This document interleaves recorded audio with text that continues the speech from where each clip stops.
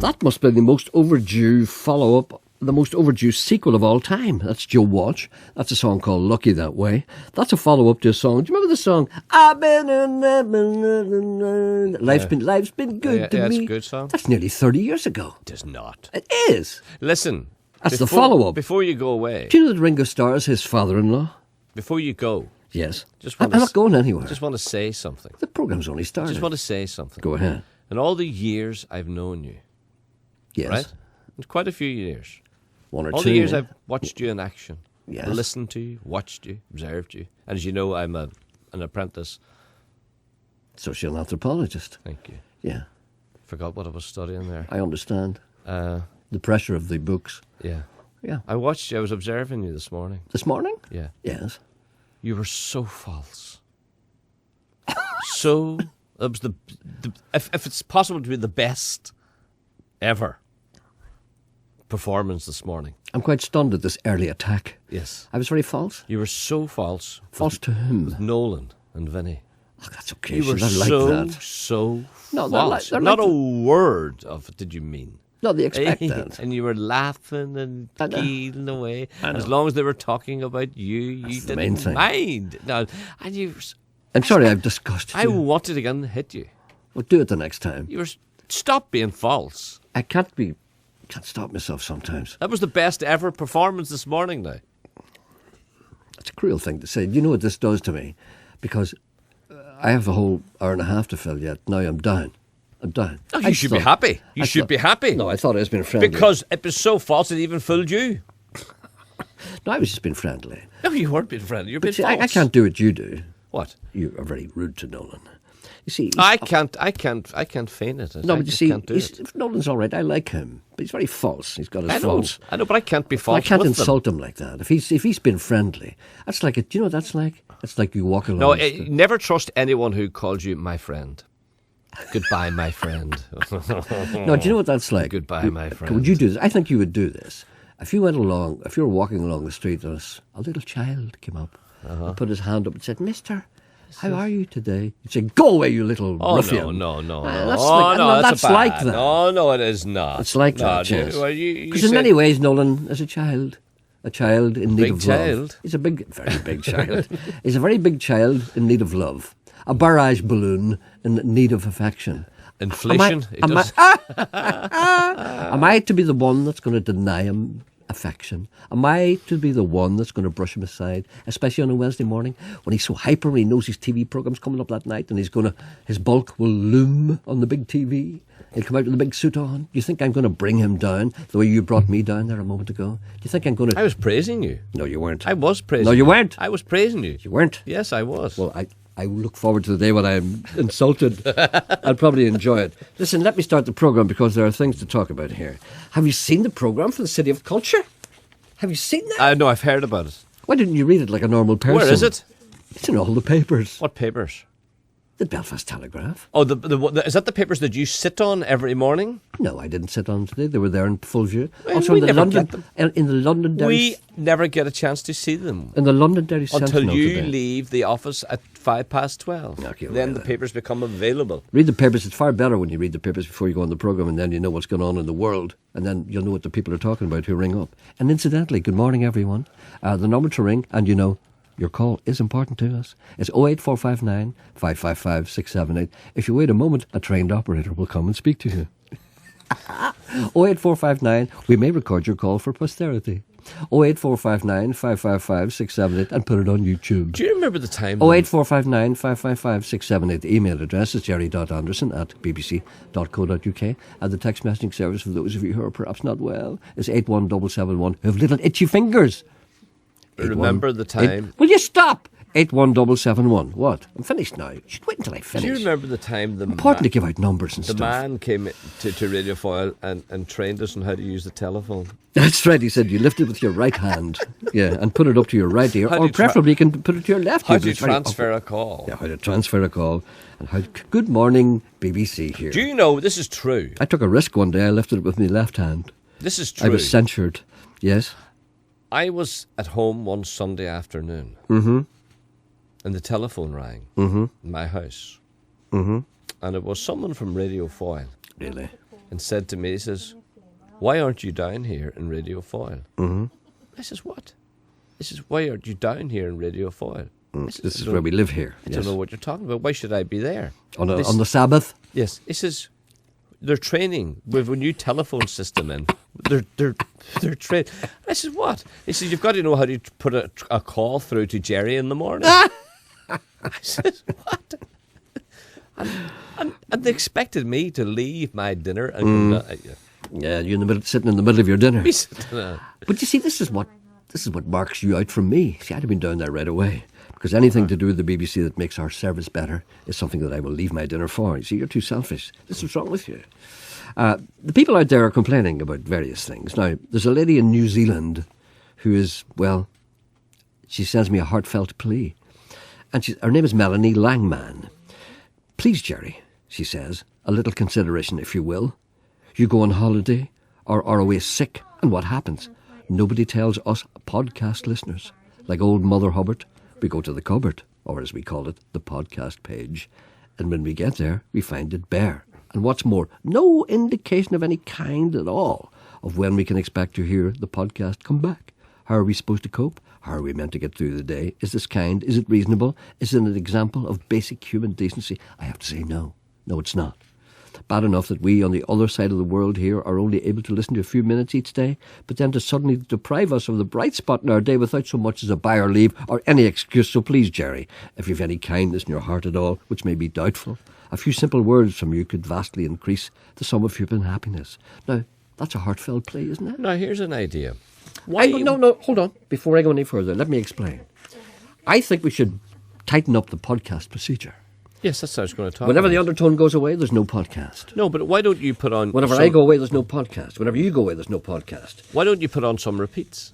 Whenever you go away, could you not repeat some? Well, it's not up to me. It's BBC policy. Is there someone listening out there? All I'm saying is Melanie down there in the Antipodean area of the world that nobody cares about, New Zealand, Wales and everything, Maoris, everything down there. Right, you're away for no 2 comfort. weeks. 2 weeks I'm next going away week. on Monday. There'll be no... That girl or woman, whatever she is, I'm not quite sure of her status, she'll be sitting in Australia, bereft, New Zealand, should I say, bereft for 2 weeks whilst the world goes on around her, and the thing that she loves most is denied her. Put on 2 weeks repeats. Well, A can you chance, organise that? chance to hear again. You know that. Do you know the people who do these things? Do you know who does these things? I'll talk to the undertone. Will you do that? I Talk to shall. the undertone. Well, Talk to him. Yes. Will you please do that? I will. No, I'd like to say thank you to all the people who came along to our little gig last night in the Black Box. It was a very interesting experiment. What we did was we played some radio programs and we kind of sat in the semi-darkness. I think it's called the gloom. And we talked to people who played on radio. Did you play my program? We didn't play anything belonging to you because we didn't want to scare them. So we did that, and people asked questions. It was a very enjoyable evening. The only thing was I couldn't drink because I had to drive back. Good. I was sober, for God's sake. Yeah, and I'm rightly not so. the same when I'm sober. No. It's not me at all. A wise man. You're a wise man. No, but I had no spark in me. You need a wee drink there. No, you don't. Yes, I do. You don't need drink to enjoy yourself. I know there are children out there listening. Don't listen to me, children. I'm a grown man. I just need the wee spark. I don't need much, just a wee drop of the crater. A wee drop of the crater to waken me up. No, to kindle that inner fire. See, otherwise, you want it, you know. But I had a wee drop. When you went home. Yes. Yes.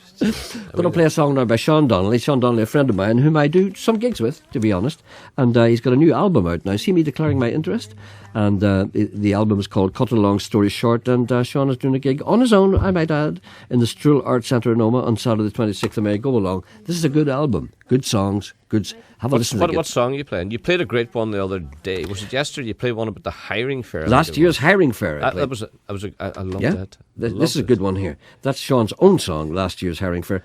But this is one written by Mr. O'Neill. It's called Evangeline. Have a listen to this guitar. It's lovely.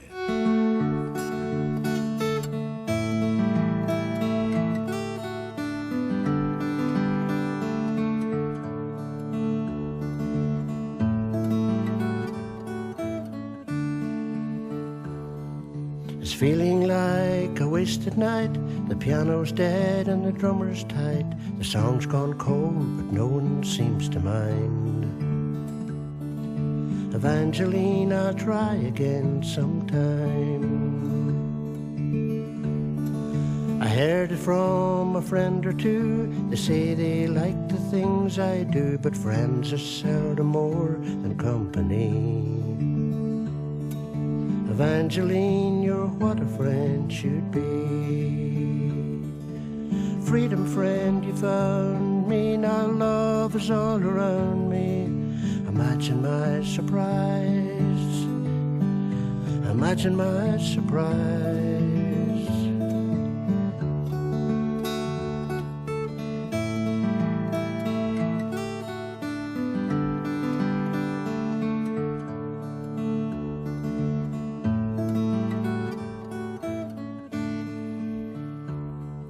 The city streets are no place to hide, and failure loves me like a bride, but points a finger now to someone new. So Evangeline, I'm coming home to you. Freedom, friend, you found me. Now love is all around me.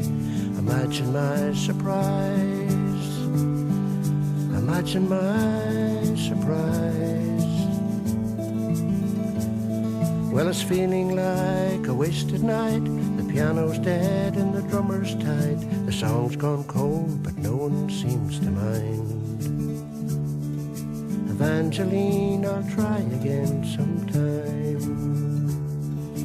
Evangeline, I'll try again sometime. Evangeline, I'll try again sometime. It's really nice, that, isn't it? I think the word for that is a word that I don't like using. It's the only word I can think of. It's charming. Yeah, I didn't hear it all. What's the song about? I don't know. It's about a young lady who is admired by a gentleman. All right. And he's trying to pluck up the courage to, And he's going to wait put for it to her. For another night. Indeed, very yes. good. It's very good. Lovely. That's It's got a very unique voice, hasn't yes. it? Yes, and there's a website there, Sean Donnelly folkmusic at gmail.com or seandonnellyfolkmusic.com. You can Google him. That's out now at the moment. It's a great album, actually. It's called Cut a Long Story Short.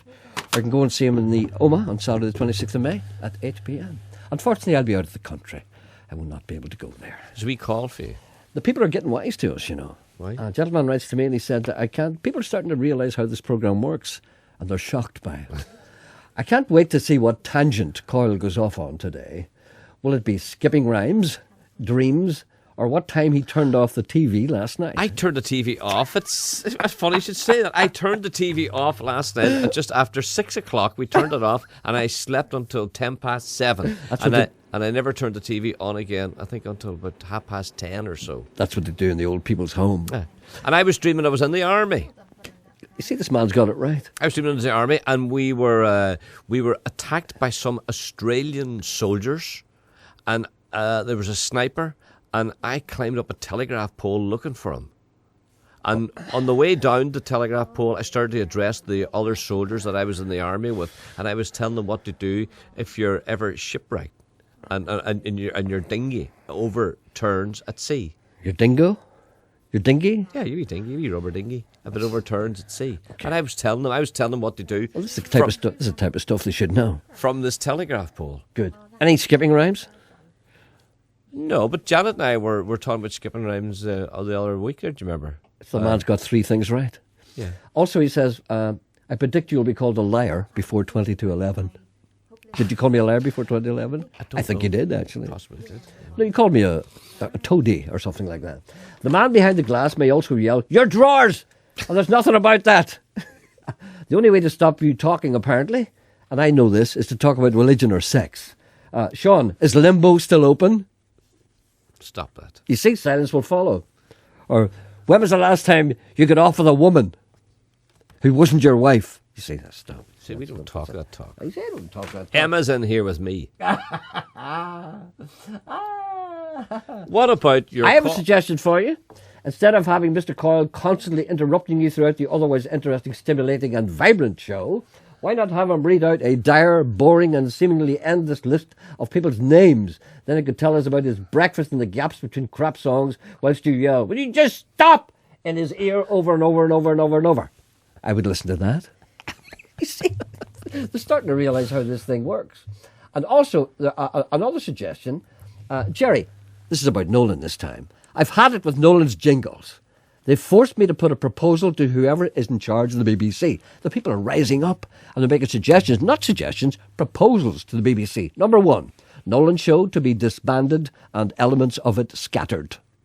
2, Good Morning Ulster extended by half an hour to 9:30. I'm sure the crew there could scrape an extra 30 minutes of news. 3, 9:30 to 10:30 will be renamed the Sean Coyle Power Hour. Do you like that? Yeah. I like it. Yeah. A 60-minute spot for Sean and Co to broadcast whatever he wants. Excellent. You see, positive. Who is this person? It's a person called Vivian Quinn. Great. 4, Gerry Anderson show to begin at 10:30 with the usual schedule following for the rest of the day. I'm catered for. That's your own show before this. Yeah. But then you'd have to go home at 10:30. 5, Hugo show under constant review. I like that. I like that constant review means good night, doesn't it? Good morning from the independent public of myself, says Mr. Adams. I see that Nolan's need to be on the media 24/7 has got the better of him. Last night, he was on Britain's Got Talent playing the xylophone. Fortunately for us all, he got put out. Ask Gerry, was that non-alcoholic wine he was drinking last night in the black box? It was Schlur. I had 3 bottles of Schlur. Hello, good morning. Good morning, Gerry. I'm sorry to keep you waiting.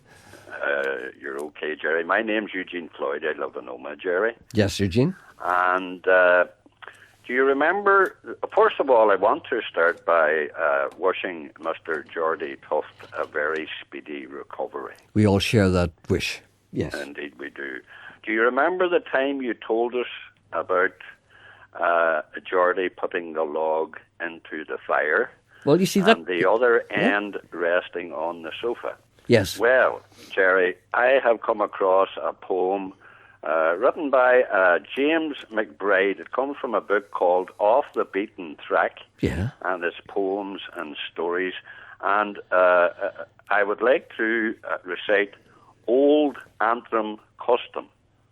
Okay. In Antrim town, my mother said, when she was young, a log was laid along the floor. It made a seat, while one end in the fire gave heat, the other may be in the street. And children sat along its length, and as the fire then burned away, they rose and, using all their strength, grabbed it on each side as it lay, and rammed it at the hearth's back wall, until the charred end broke, and all the glowing pieces fell around. And in that blazing hot surround, the fresh part caught and flamed anew to keep alive the cheerful fire. I said I wondered what they'd do. If darkness came, would they retire, leaving the log stuck through the door? Or could they ram it more and more to shorten it? Why, then it would allow the door to shut. Or could they leave the door all night ajar without a latch or bolt or bar? Though I am old and slow and grey, the scene can be recalled at will, and in some strange enchanting way, they smile, those happy children still. It was made for Geordie. That was It was written great. for Geordie. You've got a very good voice for that kind of thing. Well, thank you very much. You have. Listen. Yes. I met Geordie Tuft some years ago in Irvinstown Yes. when he opened an event at the Lady of the Lake Festival. Right. And it was a look-alike quiet man competition. And I met him and I found him a lovely gentleman. Could I also say, Gerry, that we have a poetry group here in Oma, Open Door Poetry Group, and we will perform our poetry in Sandino's upstairs on Friday, the 18th of May. It starts around 7 p.m. That's a very nice bar here in Derry, Stoke London, Derry. Oh, I know it very well. Indeed, yeah. Especially downstairs and upstairs. Upstairs and down is good. They do all kinds of interesting things, of which yours is obviously one of them. Yes, and we'll also have a dramatised reading of Flann O'Brien's Thirst. It's a one-act play, which is a study of after-hours drinking in an Irish pub. Oh, fantastic. Great. Are you doing that night? Are you We're doing that night. We had hoped to actually do it in performance, but one of our group, we call ourselves the Porterhouse Players, right? Is not very well. Okay. So the next best thing is to do just a dramatised reading of it. Okay, what's that Friday when did you say that was Friday again? the 18th of May. All right then, okay, I imagine that would be well supported. Listen, thank you very much, and you've got a very good voice. Thank you. And thank you very much, Gerry, for giving me airtime. Pleasure. Thanks, pleasure. Gerry. Okay. Bye now. Bye.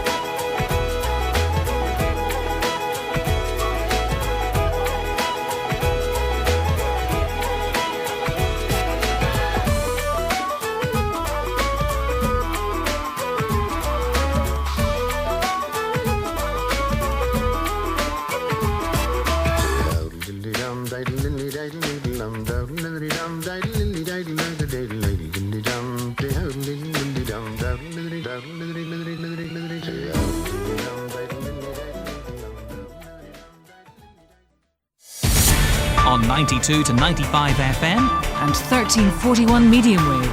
This is BBC Radio Ulster. BBC News at 11 o'clock with Sabrina Sweeney. Clinton Card says it expects to be placed into administration today. The company's largest supplier is starting winding up proceedings. Here's our business reporter, Coletta Smith. Clinton Cards, who also own the chain Birthdays, are the biggest card retailer in the UK, with more than 750 stores employing more than 8,000 people. Northern Ireland has 14 Clintons and 16 birthday shops. The company's released a statement saying they expect their biggest supplier, American Greetings, to put them into administration today. Clinton's Card says it's not in breach of any financial obligations, but that if American Greetings enforce a loan, they've got no money to pay it back. The company has suspended trading in its shares until the matter's resolved, and staff in those branches in towns across Northern Ireland have just to wait and see about the future of their jobs. Two men have been arrested on suspicion of the murder of a Carrickfergus businessman over 15 years ago. 28-year-old Simon Tang was beaten and robbed as he left his takeaway business in 1996. The men, aged 36 and 38, were arrested in Carrickfergus. 3 people have already been charged with perverting the course of justice during the investigation into Mr. Tang's murder. The 26-year-old man arrested as part of the investigation into the death of a man in the River Bann near Kilray has been transferred to psychiatric accommodation. Police say he was moved following a medical assessment. 21-year-old Owen McKeown drowned in the river on Saturday. 2 other men arrested in connection with the incident were released on Monday. The Queen will set out the government's legislative programme in the next hour, amid the traditional pomp and ceremony of the state opening of Parliament. Among the measures to be announced in the speech will be a promise to reform the House of Lords, more flexible leave for parents, and plans to make it easier for businesses to hire and fire workers. Well, it's time now to get the sport with Thomas Kane. With just 6 weeks to go, golf's Irish Open at Royal Portrush still hasn't managed to attract a principal sponsor from the private sector. The European Tour, which organises the event, says they don't need to have a lead sponsor but have received considerable financial support from the Stormont executive. Chelsea must win the Champions League final in Munich next weekend to qualify for the tournament next season. A 4-1 defeat at Liverpool last night means that the London club will finish outside the Premier League top 4. Tonight, Blackpool take a 1-0 lead into the second leg of their playoff semi-final against Birmingham City, where Athletic Bilbao take on Atletico Madrid in the Europa League final in Bucharest. Finally, the Belfast Giants have been boosted by the news that netminder Stephen Murphy will remain with the club for next season. Thanks, Thomas. And now the weather with Cecilia Daly. Mostly dry and bright today with a mix of high clouds and hazy sunshine. There's a small chance of 1 or 2 light showers breaking out, but the emphasis for most is on dry weather. Temperatures are rising and afternoon highs will be around 12 or 13 Celsius, perhaps 14 in some favoured spots. This evening clouds will thicken and rain will push north, especially after midnight, with strengthening winds. BBC News. BBC Radio Ulster. Travel News. The A2 Belfast to Bangor Road is down to 1 lane until tomorrow afternoon because of a collapsed manhole that's heading towards Bangor around the Devil's Elbow.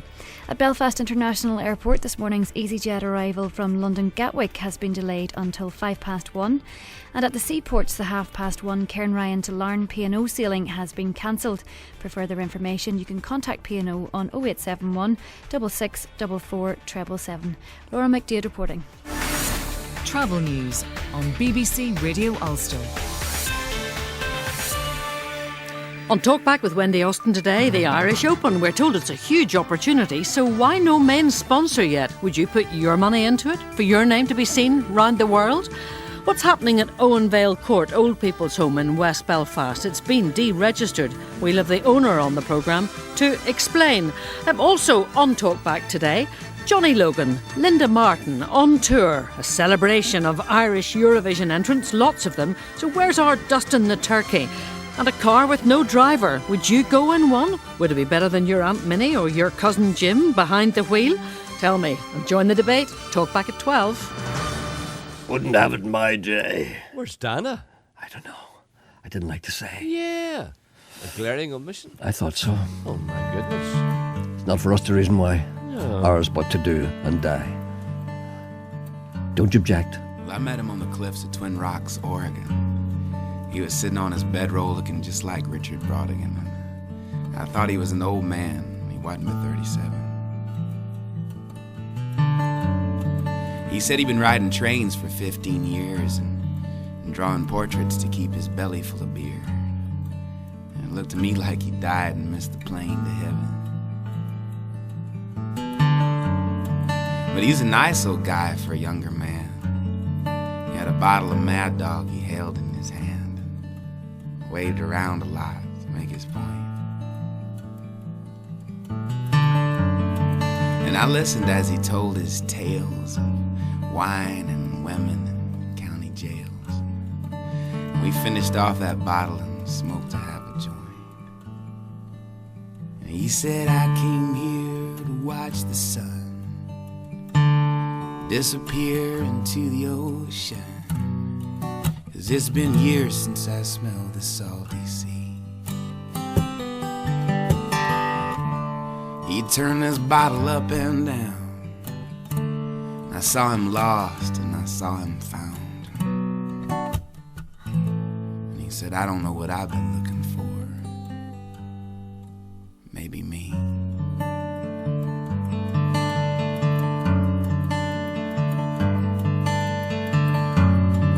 Well, I told him I too had been traveling around, living out of my van from town to town, and playing for tips and whatever records I could move. I said, I don't reckon I'll be making it big, you know, it's hard to get rich off of tour coffeehouse gigs. He said, yeah, but ain't it a blessing to do what you want to do? And I told him, yeah, I pulled off here to watch the sun disappear into the ocean, 'cause it's been years since I smelled the salty sea. And he turned his bottle up and down, and he saw me lost and he saw me found. And he said, I don't know what I've been looking for. Maybe me.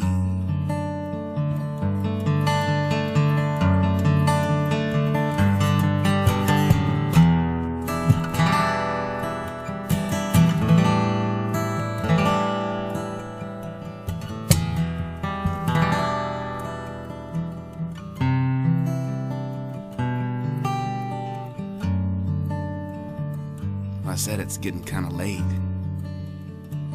Better be heading down the interstate. Can I give you a lift to San Francisco Bay? He said, nope, I think I'm just gonna sit here and rest and maybe wait on the Tokyo, Montana Express. I might just lay here and dream my life away. I'm gonna sit right here, I'm gonna watch the sun disappear into the ocean, 'cause it's been years, it's been years. I'm gonna turn my bottle up and down. You can see me lost and you can see me found.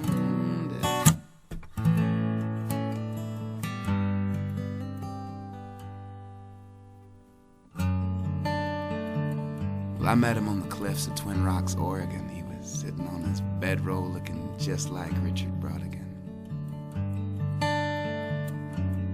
Just like him.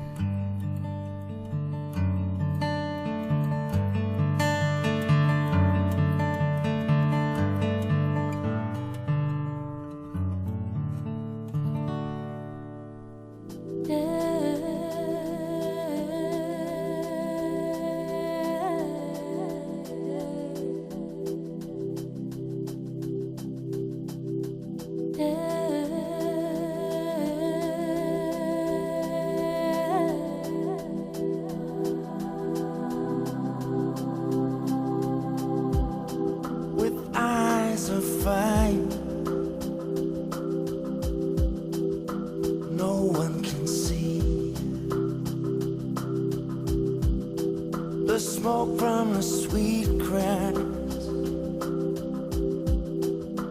covers me.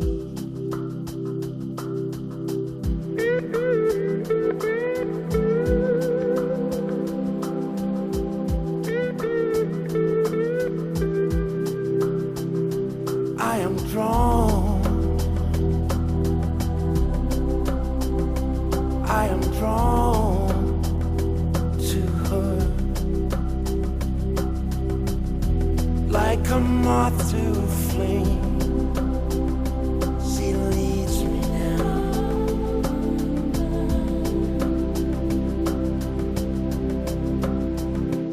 Unbound.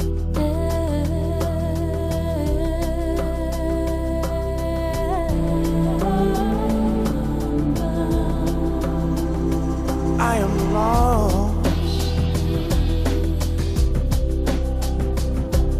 Lost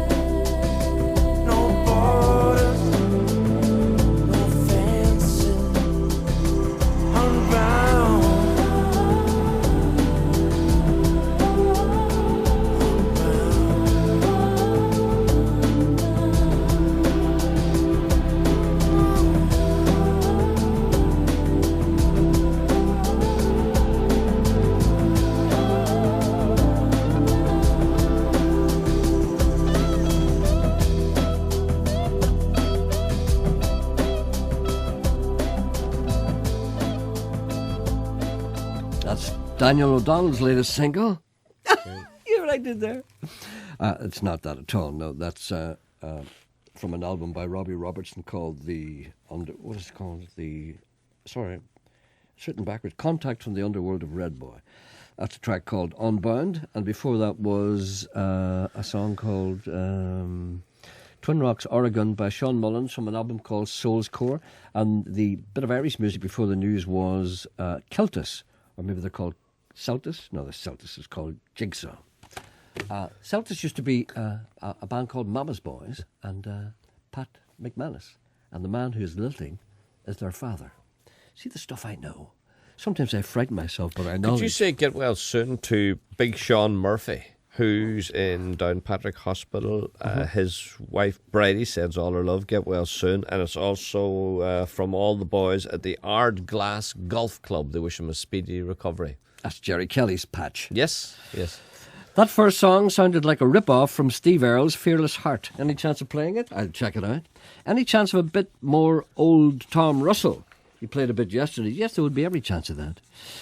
Would there be any of your listeners have a value for a camel trunk, a sea chest, dated 1884? Oh, I'd love that. Why? What? Have you ever seen a camel trunk, an old sea chest? I went to an auction one time in quite a big house here in Derry, Londonderry, and it was owned. The person's grandfather was an old sailor, and they sold his sea trunk. Yeah. Oh, I would have loved it. Oh, did you buy it? No, it was far too expensive. It was nearly a tenner. Please send the best. Actually, we've done that already. Please mention stars in their eyes. People are still doing that.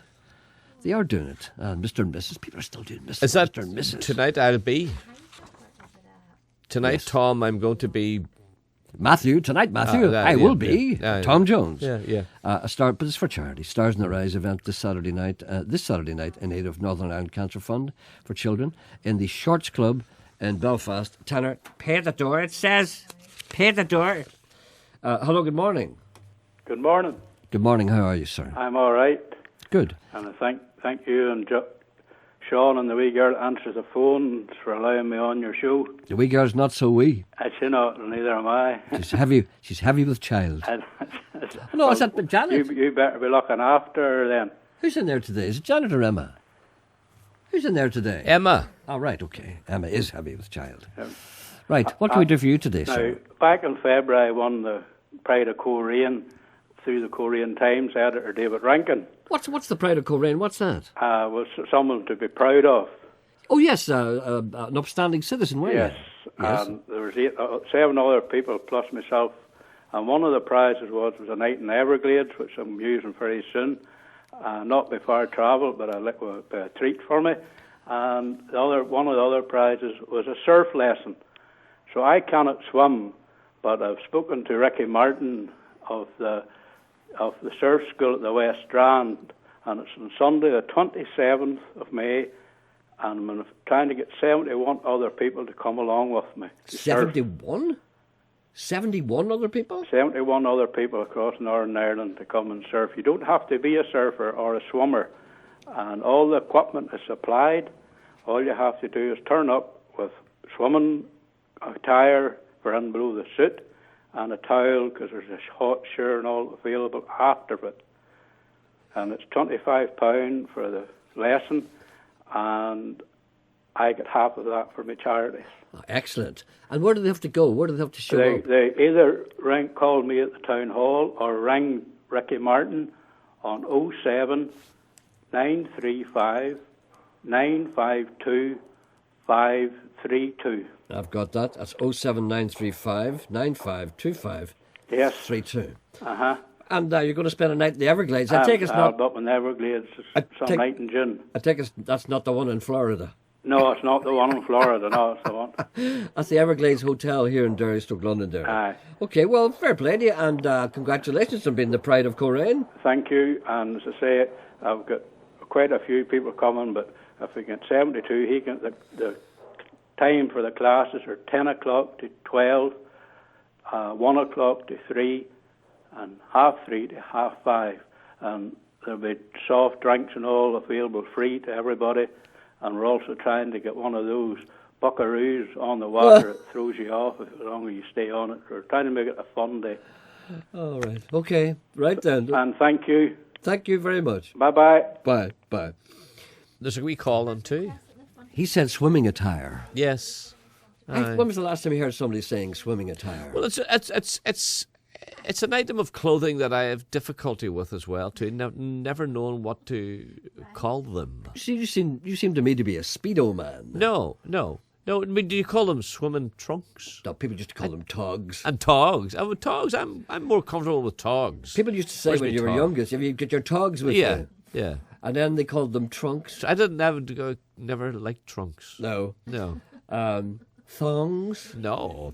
But swimming gear is all you get your swimming gear. You know what I mean? I think that you'd say gear, wouldn't you? Wouldn't you get your swimming gear with You you? don't say attire, but the man's not used to saying swimming attire. Yeah. It just came. He's to not him. a swimmer. He's not a swimmer. No, he didn't No. know what to say there. No. It's easy to make a mistake when you're on the radio. You call. Well, what do you say? What do I say? If you were going for a swim, you're to the pool or wherever. Would you say to your good lady wife, "Where's my togs?" I wouldn't say that to her because I would know where they are. How would you know where they are? No, but you're assuming that women know where all your items of clothing Yes, are. they're put That's away. a very sexist thing to say. No, they're put away. By who? By your wife. You see, that's a very sexist thing It's to not. say. Yes, it is. It's You're not. saying that all your clothes are put away by your wife. Yeah, but I wouldn't know where to go and look for those. I know, but you're for my assuming swimming that. See, togs. the women listening now would get very angry at you. Would not. Yes, they would. Would not. There's Emma? nothing wrong with that. Emma, If you were a woman sitting at home listening to that, and him saying that his wife would put away all his clothes. I didn't say that. No, but assuming that his I wife didn't put away say his clothes, that. Would you feel diminished? I didn't hear what he said. Emma says she didn't hear what you're talking about. All I said was... If your husband came on the radio and implied that he assumed that you would put away all his clothes... I didn't say that. No, I'm explaining it to her. I'm not saying you said that verbatim. And implied that he didn't know where any of his clothes were because you put it all away. But you can't say that. No, but you said it. No, you can't say that. Would you You're be annoyed at embellishing that. You can't do that. No, I'm explaining to her what you meant because I know what you meant. You meant that you don't know where any of your clothes are because your wife puts them away. I wouldn't know where to go. I wouldn't know where to... What I said, I would swim... Yeah. Is that... Would Why you... do you not know where to find your swimming trunks? Emma wants to know why. I don't know what drawer they'd be in. He doesn't know where to go to look for them. Why? Because they're put away from one year's end to the next. Because I don't go swimming. Look, Ken's in now. Who owns that baldy head? Is that his? I can only see it. It's shining. It's Ken. Ken. What does he want? Ken. What's he Ken want? needs a word with you. Hey? Does he? What? He has to. What's that? What's that? What? Look, this is an urgent note from Ken, a yellow on a sticky pad. Is that I want to see him? Well, anyway, get back to my drawers. Back to my swimming togs. Ken, I'll deal with this in a moment. Ken's way out now in a huff because I didn't deal with it. It's urgent, it says. Urgent. For me? You must do this now. Something you must do now, according to Ken. Okay, I'll put on a bit of music and I'll come No, back. wait a minute. No, here, come here. It's not that urgent. Eh? John's on too. Ken says, could I please have why can you not talk? Because could I please have a word with you? Gerry needs to clear out his email folders urgently. Actually, I know all about that. Well, what? I was told about that before. Emma told me that before the programme. Well, he's in tapping me in the shoulder and handing me a green post-it, a yellow post-it. He just wants to be on the radio. Anyway, I don't know where my swimming togs are. That's what I'm saying. They're put away, and they're put away from 1 year's end to the next. You go on holiday again. There's probably fungus. Emma growing wants on to them. know who puts them away. Exactly. My wife would, but she knows where all that goes. I know. You see, that's a sexist thing to say. It's not sexist. Yes, it is. It is. No, it does not. The fact that you assume that you're not supposed to know where your swimming togs are, you're not supposed to know where your socks are, you're not supposed to know where. I anything- know where the 3-in-1 oil is in our house. I know where the spanner is, buried in your head. John's on too. Good morning, John. Good morning. I'm sorry you had to hear that. Boy, can you two talk? What? I know. I apologise in advance. I thought I was good. The way thinks I'm good. Okay. That's all right. I'm sorry. That's quite all right. It was a Sure. lapse on my part. I'll tell you what it's about. I Gerry. pursued. Yeah. That wee poem that was read out this morning. Mm-hmm. It brought back a memory. Yes. You two, you and Sean would both remember Cavendish's. Of course, in Derry, Stoke Londonderry, yeah, you used to be able to get furniture and all kinds of things on the drip, but at the time when nobody could get HP. The first HP store, I think, in the country. Yeah, people had cabinets and everything. I worked on the van. We delivered the furniture. Did you? So we went around. Must have been somewhere about Knockglade, Ballycastle. Where's that? Ballycastle. Ballycastle. Yeah. So we goes up this lane. It must have been about 3 or 4 miles long. Mm-hmm. So we were desperately looking for this house. We went up the lane about 3 times and come back down again. We saw this tree stuck out of a door, and we thought it was like an old barn door or something. Uh-huh. So Wally, the driver, says to me in the 3rd time down, he says, nip in there and see if there's anybody about. Yeah. And believe it or not, one end of the tree was stuck into the grate, and the other outside the door. Was it on fire? And it was lighting the fire. One old boy was sitting smoking a pipe, and the other was chewing tobacco. And you know the way they used to spit. Yeah. So I couldn't believe it. I couldn't believe it. And then I heard that poem this morning, so I thought I'd just give you a wee ring to tell you. Absolutely right. That's interesting because, I mean, there's nothing there that can be described. Well, it's natural fuel. That must have been a thing that happened, though, in those days. People did that all the time. Do you think Geordie made that up? No, Geordie was the first I heard of doing it, but now since that has occurred, other people like yourself have come along and said that this has been done. So this is a thing that's been done time immemorial. I know. This has been going on for centuries. I mean, how long have people been putting trees in their grates? I would say that's been going on for hundreds of years. Well, that's true. There's one other wee thing I'd like to ask you. Uh-huh. I don't know if you play CDs. Oh, I do, of course. Yeah. I've been around the business for a long time. Uh-huh. Mediocre, middle-of-the-road singer. My friend died recently, and he wrote a few wee bits and pieces over the last 2 or 3 years. And one of them was about Portrush. Yes. So me and my friend Ivan Owens, you'd be familiar with Trevor Owens, I think, Ballymoney. I think I know that name, yes. Yeah. This is Trevor's brother Ivan. Uh-huh. We put the music to the words, and we're bringing out a wee song, and it's called Portrush. And I wondered, maybe not so much yourself, maybe Sean would play it. Oh, no, I'd play it in his memory, yeah.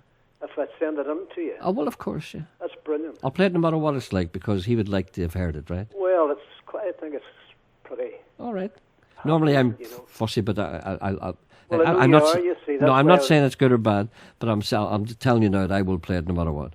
That's brilliant. Because it's nice to know that you would like him. You'd like to hear that. Great friend, gentleman. Okay, I'll certainly play it. What's your name again? John Maher. Okay, I'll do. Make sure you send us a wee note so we can identify it and get it separated from all the other dross.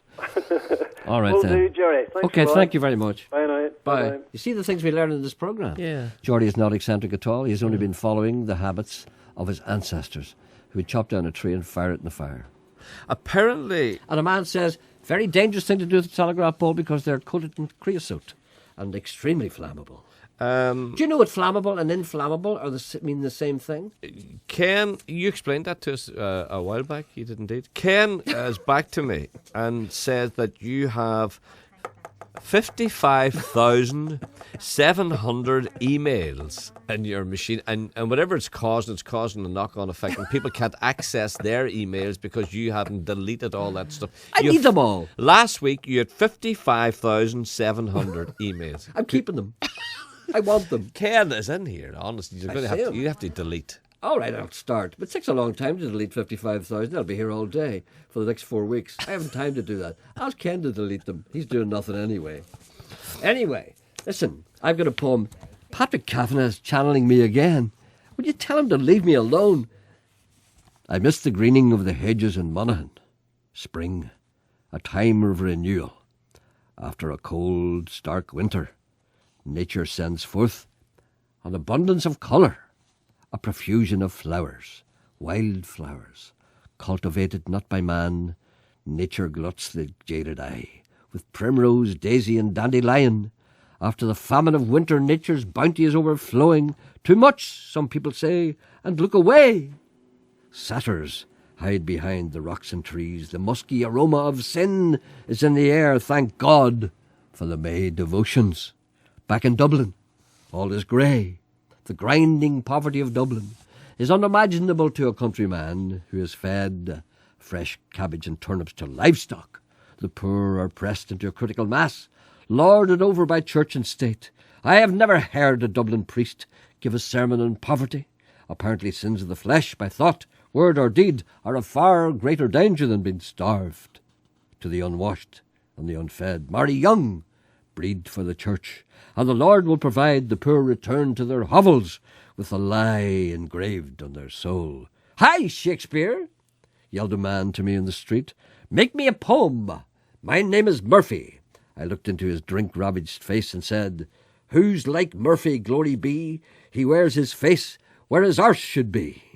My mind returned again to Monaghan and the greening of the hedges.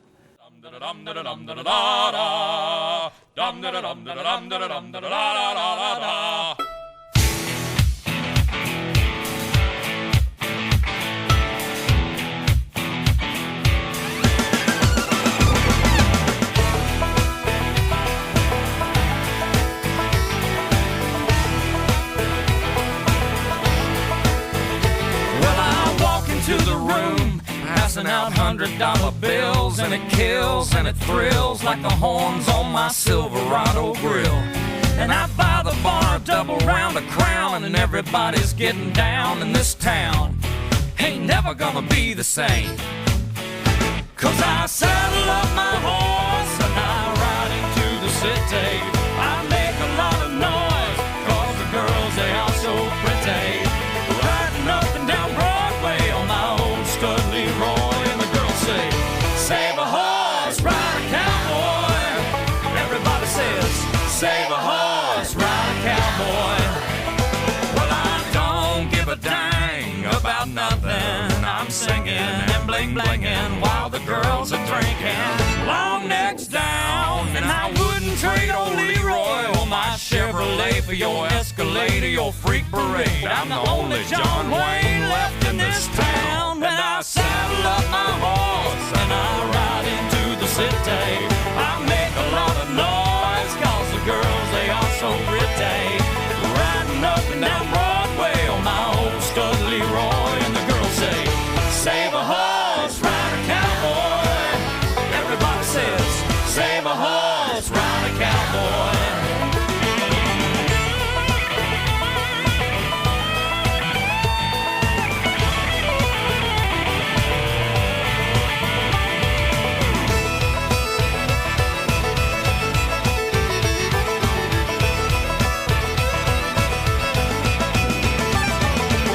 Thoroughbred, that's what she said in the back of my truck bed as I was getting buzzed on suds out on some backcountry road. We were flying high, fine as wine, having ourselves a big and rich time, and I was going just about as far as she'd let me go. But her evaluation of my cowboy reputation had me begging for salvation all night long. So I took her out gigging frogs, introduced her to my old bird dog, and sang her every Willie Nelson song I could think of, and we made love. Then I saddle up my horse and I ride in through the city. I make a lot of noise 'cause the girls, they are so pretty. Riding up and down Broadway on my old stud Leroy, and the girls say, save a horse, ride a cowboy. Everybody says, save a horse, ride a cowboy. What? Save a horse, ride a cowboy. Everybody says, save a horse, ride a cowboy.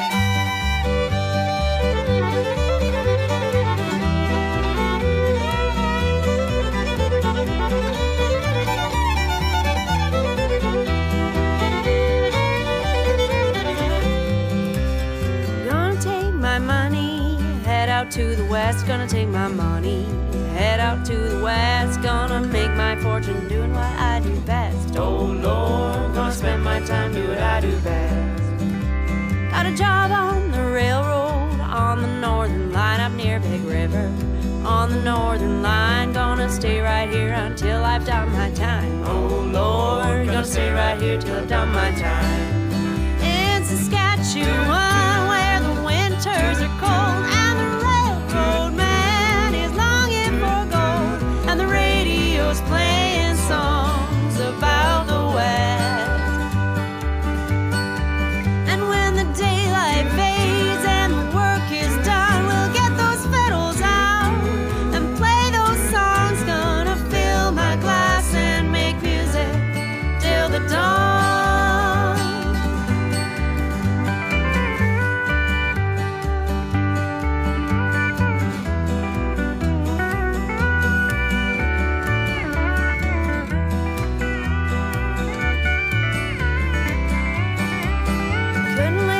without her. Couldn't say I do, couldn't live without her.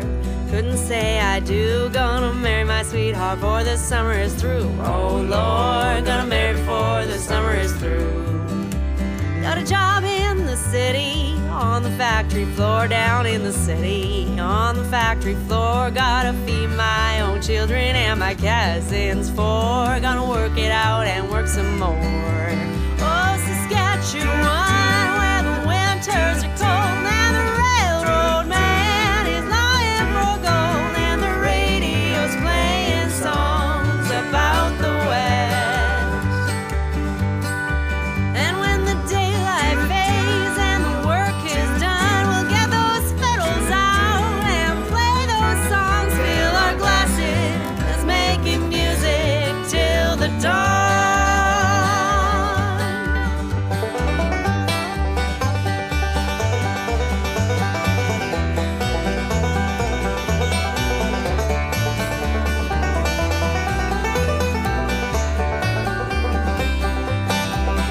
Found some religion, found it on my knees, found religion, found it on my knees. Gonna pray real hard until I'm free. Oh Lord, gonna pray real hard until I'm free.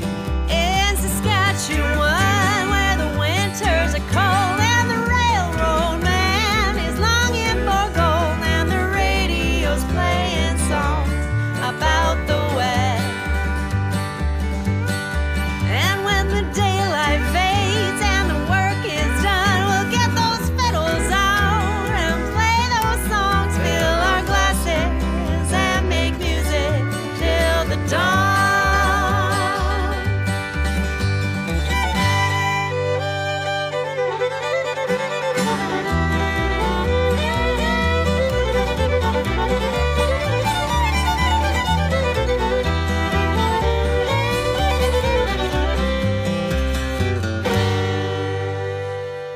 That's a good song. That's called Saskatchewan. I played that the other day. It's from a new band called Viper Central, and that's from an album called Thump and Howl. Thump and Howl.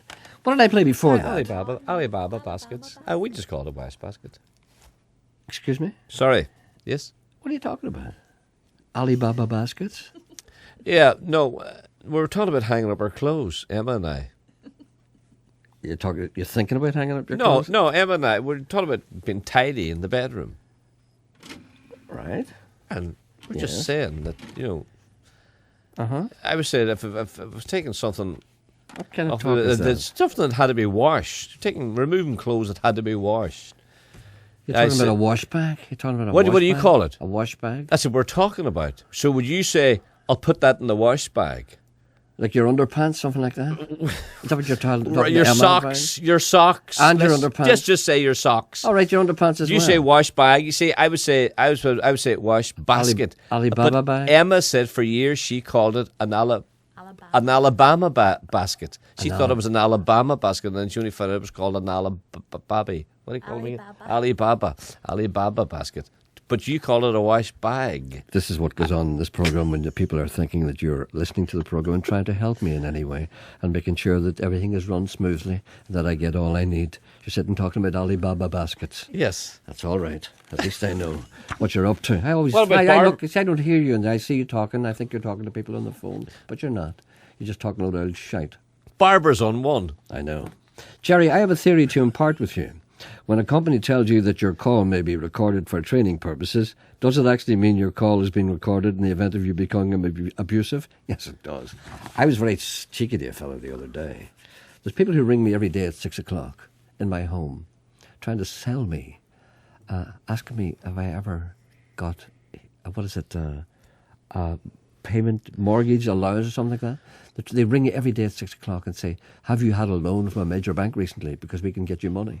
And I always say, please stop ringing me. Please stop ringing me. And they always ring me twice. And then the second time, I'm always abusive.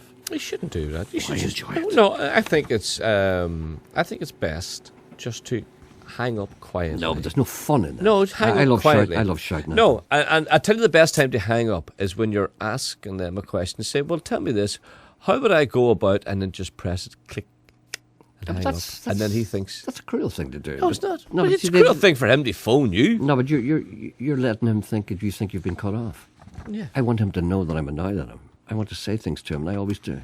Either that or just put it down. Say, no, No, thanks, that's no good. and No, put it down. No, could you say, please don't ring me again? They've heard all that abuse. They've heard all that. I know. Sometimes you think that you might be the one that gets No, that through to doesn't them. get to them. They're expecting that. They're trot that train. Kevin Walsh, well, they always get annoyed when I talk to them because you don't know what I say to them. Kevin Walsh had just played a few days around the country. I would say those guys would Can you hear me talking here? Yeah, but I would say those guys would have a little competition among themselves to see who can be the most irate customer that they would get. And then they would say, got one, got a boy here, will you hear this? No, and then they would put it on no, loudspeaker. Put it on speaker. Yeah. No, you see, no, Yeah, I'm not talking about that. I'm not talking about a person being furious and a person ranting. I'm talking about the well-placed word. Nobody can laugh at that. Just a quick word. Say, excuse me, can I just tell you something? No. And I would say that gets that's through. common. That's it. Will you please play a track called A Patch of Blue Sky by Kevin Walsh? Well, I don't have that with me, but as a matter of fact, I have another track called Something About You. I'm going to play that. Gentleman writes to me, I got tickets to the Black Box last night. I was looking forward to it, and I walked straight past the door. I was meant to go in and walked straight into the door I wasn't meant to be in, and sat through the whole thing none the wiser. I was waiting for Gerry Anderson to come on, and he wasn't on, and to ask him if he can download the documentary and the podcast. So where was that man? Probably the pub next door. Would you please say hello to Tracy and Christine, who are working hard but bubbling at the same time? Listen to your show every morning. Thank you very much. Could you please play Tom Rush singing Desperados Waiting on a Train? Oh, does he record? That's one of my favourite songs. Desperados Waiting on a Train. Sometime in the near future. I'll check that out. Make sure I get that into my collection. How's your big cabinet these days? Your big cabinet. How is it? With all your little CDs in it that you won't let anyone else play. And how's your little lock on it? And the keys that you hide away? Is everything okay? Are you adding things to it? Anything interesting in there? Any rats or anything in there? Any pets? Secret cabinet that you have with all the things that you've stolen from the BBC? I did not steal the BBC. All your supplied booty that- is in there. BBC supplied and that nobody's cabinet. allowed to touch your CDs or look at them or anything. And I have nothing. Gerry, have you ever heard of a song by Paul Gross called Ride Forever? It featured on the hugely popular television series Due South about the Canadian Mounties stationed in Chicago. Not a patch on William Shatner's Bohemian Rhapsody. Oh, I haven't played that for ages. But then again, what is? Many thanks, as I'm sure you will neither read this nor alone play it. Well, I've read it, but I'm not going to play it. Are you going to play something for Big Murphy? Yes, I'm going to play that song by Kevin Walsh called Something About You. Okay. He'll appreciate that. Right, okay. Got something about Big Murphy, isn't there? There is indeed. Is there someone on the line here? Barbara. One or two? One. Hello, Barbara. Hello, Jerry. I'm all right, Barbara. How are you I'm doing? enjoying the banter there. Thank you. Listen, I was wondering, would you mind giving us a little plug for a show on in the Island Centre on Thursday, tomorrow on Friday, the 10th and the 11th of May. It's called The Sublime and the Ridiculous. And I'll just read out what it is about. It's a sprinkle the superb musical talent of two of the province's most sought-after soloists, Elizabeth Ross and Laura Kerr, with a generous helping of comedy from Colin Boyd and brothers Ian and Paul Bennington. And there you have a feast of entertainment fit for a king. Now, it's a feast of entertainment fit for a king. event Yes, for right. the Okay. Mark Pollock Trust. I don't know if you've heard of Mark. The BBC are a great friend to Mark. Yes. After all his trials and tribulations. Mm-hmm. Have you heard of him? No. No.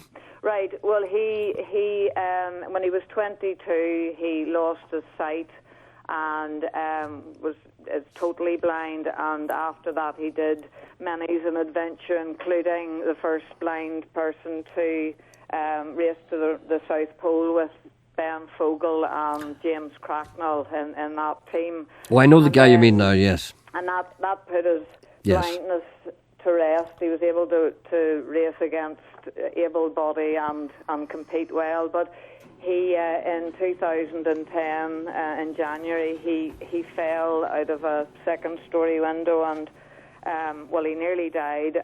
But he's now paralysed from the waist down.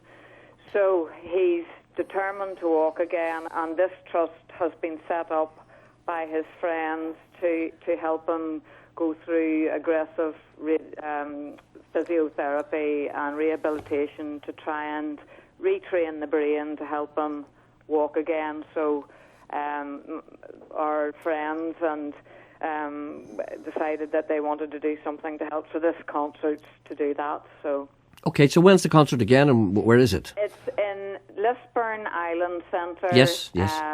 On tomorrow night, Thursday the 10th of May, and Friday the 11th of May.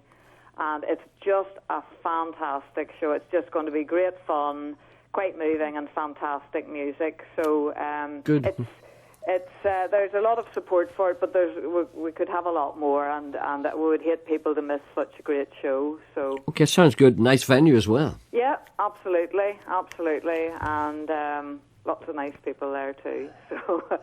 All right, and I hope you get a good crowd at that. Well, thank you very much, and I really appreciate your time. Love the show. Listen to it when I can. Oh, no problem. Okay. Thank you very much. Many thanks. Bye. Bye. What? Listen, a good friend of yours who called in here yesterday to see you asked us to remind you, if you would tell again the story of the burning building. The burning building? Yes. That's Gay McIntyre. Yes. He witnessed something that's akin to a miracle. Yes. Yes. Do you remember it? Oh, of course I do. There was a time when I was younger, I was in his band. Uh-huh. Gay McIntyre, fine guitar player. Saxophone player. And we went to England on a tour during Lent. And we played in a place, an Irish club in Manchester, now long mercifully gone, called Shorrock's on Brunswick Street in Manchester, just off Oxford Road, near the BBC, actually. Little did I know then. Anyway, it was a very rough place. And the BBC? Yes. Full of strange people, ruffians.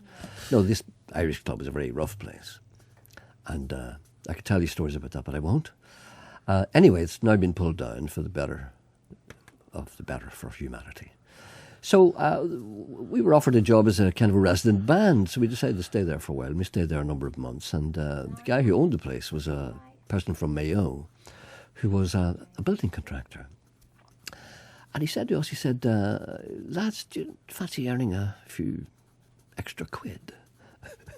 And we said, what do we have to do? He said, well, you could work on the demolition site. Nothing heavy. I said, really? What would that entail? He said, well, we need people to kind of tidy up the site kind of thing. Oh. If you fancy it, we'll give you a couple of quid a day, that kind of thing. And I said, well, what would that entail? So all you do is kind of gather up wood, and burn it and, clear out places, that kind of thing. So you don't have to climb up on roofs or anything or knock anything down or demolish anything. There's no danger of any kind. So we said, yes, we'll do that. So a number of us, 3 or 4 of us out of the band, went and decided to work on this building site. Was Gay involved in this? No, he wasn't. No, he wasn't. No, of course not. Oh, right. But he was there. Yes. Uh-huh. And so they sent me down to the cellar. There was something down there that needed done, something small. And me and another guy went down the cellar. And we did something, I don't know, clearing some kind of toxic waste or something like that. So the 2 guys upstairs, up in the main body of the yard, their job was to gather all the wood and burn it, right? Uh-huh. Now, we're in the cellar of this building, this derelict building, and they're outside told to get the wood. So they gathered all the wood. So instead of putting it all in a pile and burning it, they put it up against the side of the house. Right. Burnt it. Yes. So the house went on fire, and I'm down in the cellar, right? And I had taken off my coat and hung it on a nail, right? So I'm sitting down in the cellar with another person who shall be nameless, and it started to get quite warm. Right. And I noticed the smoke was coming in kind of little cracks all around the place. And the side of it went on fire, and it started to get really, really bad. And we panicked, and the next thing I know was the trap door that had gone down, a fireman's hand was thrust down, a big fireman's glove. And I grabbed it and he pulled me up. I said, get out of here! The house was on fire. And we were down in the cellar. And we weren't aware of it until the last moment. The fire brigade had already been there trying to hose the place down. And somebody said, "There's boys down in the cellar." Right. So they came in and got us, right? So the house went up. And the two guys that had put the wood up against them, they were in the pub. And they came out of the pub. And they saw that the house had been burnt down. And they said, "Where's Anderson?" You see? And I appeared and they went, "Oh, thank God." You see, because they worried about me. Anyway, the point of the story, which was wonderful, which is the miracle, at that time we were signing on the dole at the same time, right? Mm-hmm. Okay. And I know it's criminal, but it's a long time ago. So after the fire had been, well, extinguished and everything cooled down, the next day I remembered that I had hung my coat on the nail. And in my inside pocket was my dole card and a 10-shilling note. And I said, "Everything's gone. That's all I had in the whole world." So I went down and I climbed into the cellar and I looked and I saw my coat charred and burnt. And I lifted it and I opened it. And as if by magic, the inside pocket was perfectly preserved. And out of it came my dole card and my 10-shilling note. And I said, "Thank you, Jesus." He did not. I did. Well, see, that's a different ending. And what ending did he tell you? He told us the same ending that you told us before. Mm-hmm. You've told us a different ending. Well, I can change the ending if you like. Yes, but the ending that Gay told yesterday and here was a better ending. What ending did he tell? It's far more dramatic. Well, I was nearly killed. It can't get more dramatic than that. No. I was nearly burnt to death. Well, the story... How dramatic can it get? Right. The story was that you were rescued by the fireman. Fire brigade, yeah. Fireman took you out. Yeah. And explained, and you watched this house burning. Everyone was standing around watching this house on fire. And how lucky you were. Yeah. And you realised you're... Oh, I wanted to go back. You did go back. Oh, no, I didn't go back. Gay says you went back. No, I didn't go back. No, he exaggerated. Is Gay telling lies? No, he may have misremembered. I misremembered? wanted to go back and they wouldn't let me back. The fireman held you back? Yes.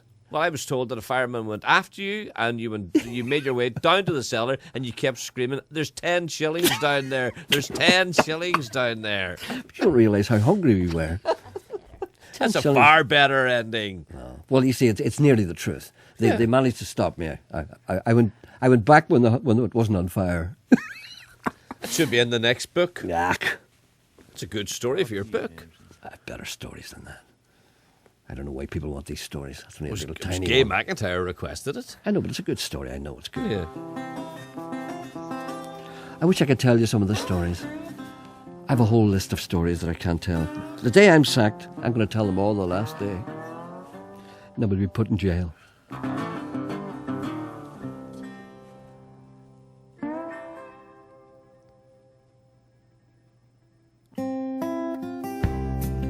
See the way I waited for that and didn't talk? Oh, yes. I knew not to talk to.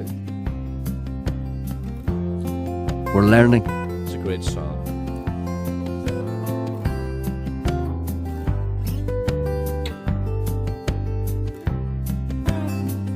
I don't want nobody better off alone. I'm sworn to independence.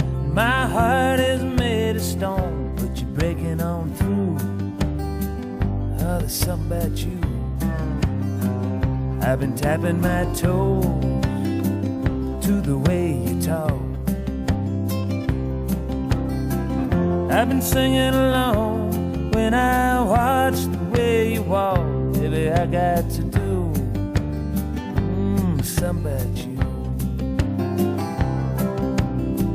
Well, I got this place of mine. It's nice and quiet and I like it fine. I work real hard, got no time for you. But I've whiskeyed up my coffee cup. I'm sitting here trying not to call you up, and it's getting to where I don't know what to do.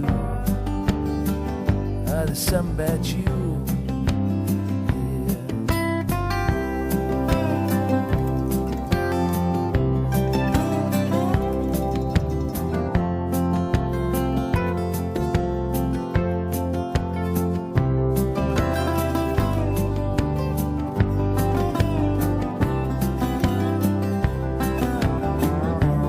something about you like distant thunder. But I can't say I ain't been warned. Yeah, but there's no shelter to crawl under. Ever gonna save me from this storm? There's something about you that I can't shake. There's something about you that's been keeping me awake the whole night through. There's something about you. I got this life of mine, it's nice and quiet and I like it fine. I work real hard, got no time for you, no, no. But I've whiskeyed up my coffee cup. I'm sitting here trying not to call you up, and it's getting to where I don't know what to do. There's something about you, baby. There's something about you. That's Kevin Walsh, of course. A gentleman he sent me an email and he said, I played a track the other day with Van Morrison and a number of people skiffling. Well, that was Lonnie Donegan and Chris Barber. And he said, what album was that from? It was from an album called The Skiffle Sessions. Skiffle? What a word. Skiffle sounds like a word that nobody ever used, but people used to call skiffle. Isn't that weird? A skiffle an American word? I don't know. I really don't know. Did the skiffle originate in America? I don't know. Imagine it did. I think it originated here, you know. I think it was first called skiffle in England. And I think it originated with people like Lonnie Donegan and Chris Barber who are on this album. Van Morrison, Lonnie Donegan and Chris Barber. It was an album made live in Belfast and it was recorded in the Whittle Hall in November 1998. And also somewhere else, but mainly in the Whittle Hall. And it's called The Skiffle Sessions and live in Belfast. And I'm going to play a track from that. But surely the old tea chest came from the cotton picking guy. Oh yeah, but the actual word skiffle I'm talking about. The actual word skiffle used to describe a particular type of music. I think it was a term coined in England. This is from this. This will get us out, I think. Is this from the session? Yes. I love that CD. I don't like it. I love it. Is the music pinking today? I heard it pinking. I don't think so. I think it's probably... Stood there boldly. Oh, that's the wrong one. For God's sake. This is the one we're talking about here. What song are you playing? It takes so many men to sing any song. I love this. Sing